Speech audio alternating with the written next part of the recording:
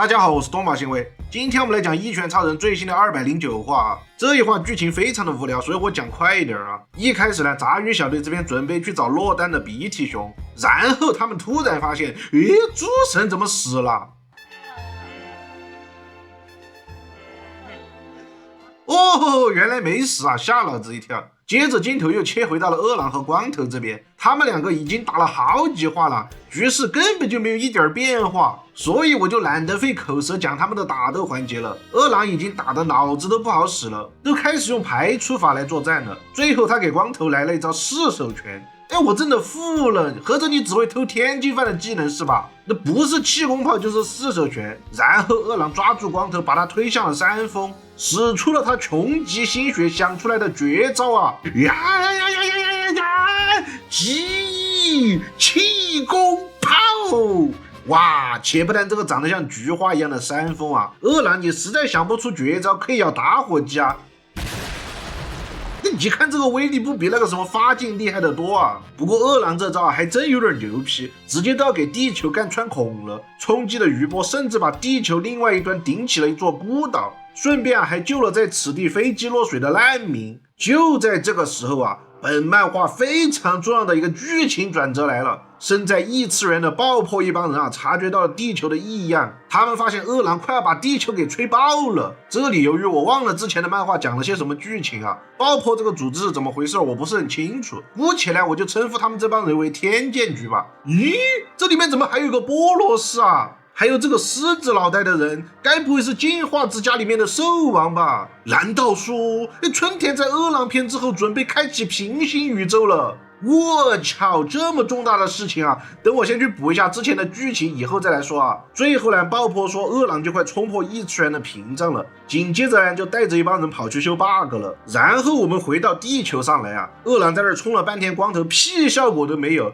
反而是光头被冲得有些不耐烦了，反手就是一套连续普通拳，直接教二郎做人。可怜的二郎啊，哪里接受过这种社会的毒打嘛？战斗力上面的巨大差距啊，让二郎心态直接大崩。他想起了蜈蚣仙人之前说的强者啊，原来是在讲光头。我靠，老子不是自作多情吗？瞬间啊，二郎就觉得自己非常的臊皮，我根本就不是这个世界的男主角啊！这时候光头还用非常帅气的身姿啊补上一拳，二郎当场就被打飞出数公里远啊，顺便还砍掉了2座山。当我们再次看向二郎的时候，他已经是一副被玩坏了的样子啊！他以败者的视角看向远方走来的光头，二郎深深地感受到了自己的渺小与可悲，他已经使出了全部的手段，仍然看不到一点胜利的希望。二郎终于决定放弃抵抗了，什么消灭英雄啊，成为绝对之恶的理想啊，已经是天方夜谭了。二郎突然咯咯咯地冷笑起来，既然我已经无法改变这个世界了，那我就只能选择重开了。说罢，他大步朝着光头冲了过去。来吧，奇遇，成全我，送我下地狱去吧！你有病是吧？光头直接像抓小孩一样按住了二郎。你这个崽种，2句话不对就想开摆是吧？二郎此时啊，什么都听不进去。他一心恳求光头啊杀了自己，好早点解脱算了。但是正直的奇遇老师怎能忍心让一个迷途青年堕入深渊？他看破了二郎的心魔，并且邀请他前往一旁的小屋，表示自己愿意倾听二郎的心声。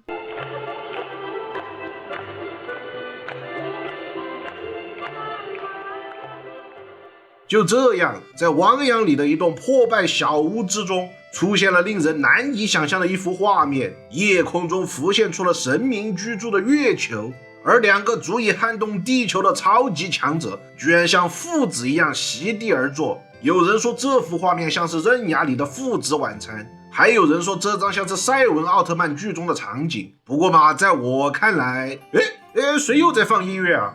我二郎飘零半生，只为惩奸除恶，匡扶正义，共作英雄。无奈无有门路，难逢明主啊！攻若不弃，二郎愿拜为义父。今天本来打算更新游乐园第2话的，结果春田老师突然半夜发难啊，搞了一个1拳209话的2周目，所以我就带大家来看一看这次大幅度修改的剧情和1周目有什么区别。首先，开篇二郎怒吼的画面发生了变化，二郎和光头对话的图片位置也发生了调换。不过我感觉这张新画的图最终版依然有可能会重画。然后就是二郎内心思想出现了改变。1周目里，二郎一直在思考到底要使用什么方法才能够打倒光头。2周目里变成了二郎对自己初衷的反思，也就是成为绝对恶的目的，即是让全人类体会到自己曾经所受过的痛苦。我靠，二郎，你还说你不是佩恩啊？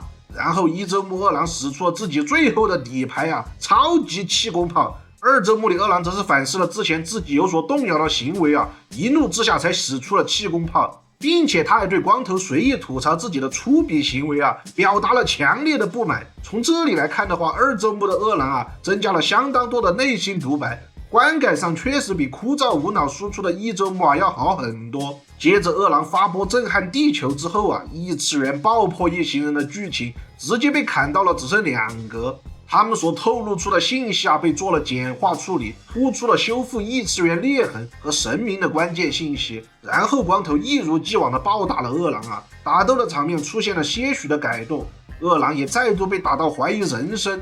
就在这时关键性的大改动来了。1周目里，二郎面对强大的光头出现了想要放弃的负面情绪，最后摆烂的冲向光头，想要选择重开。而2周目的二郎在光头背后看到了曾经欺负他的那些人，这一次的二郎义无反顾地冲向光头，虽然不是同一时间但是还是同一张图。这次二郎充分地表明了他的立场，说道：老子才不会向你们这帮正义的英雄低头呢。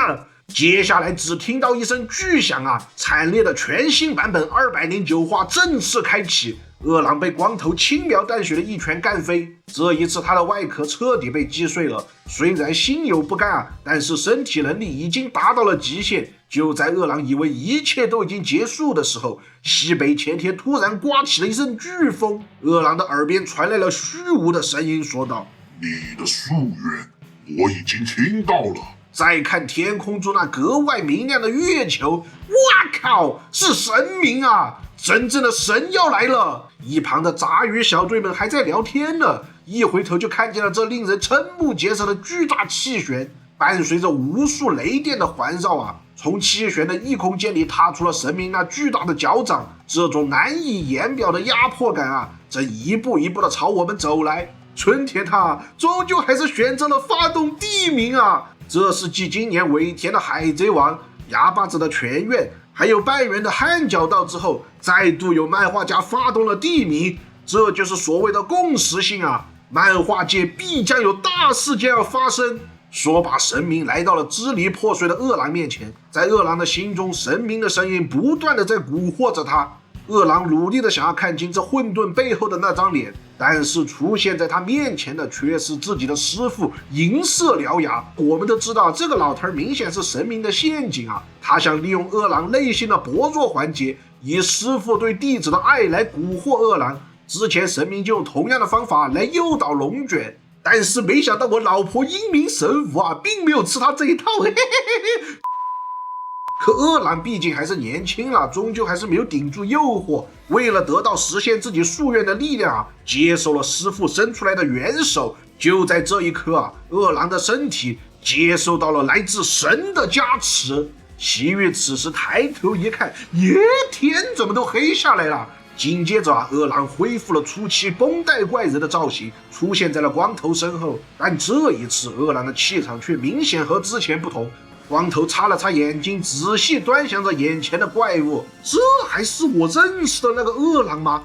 Holy shit！ 虽然还是那个熟悉的身体轮廓，但此时的二郎，他的脸上以及身体当中流淌着的，竟然是日月星辰以及宇宙之万象啊！我操，这不是漫威里5大神明之一的永恒吗？面对有些摸不着头脑的光头二郎用混沌的声音提到，光头的拳是一直以来和神明作对的拳，而二郎现在已经升级到了能和光头抗衡的程度，也就是所谓的神之拳了。随后二郎展开架势打出了一套他最熟悉不过的流水延岁拳，但是这次他的拳风划过之处是一道道的银河闪现啊，这就是恶狼最终的觉醒姿态——宇宙恐怖模式。嘿嘿，这个名字太哈皮了。难道说奇遇的最强不败地位，这下真的要发生动摇了吗？本话结束。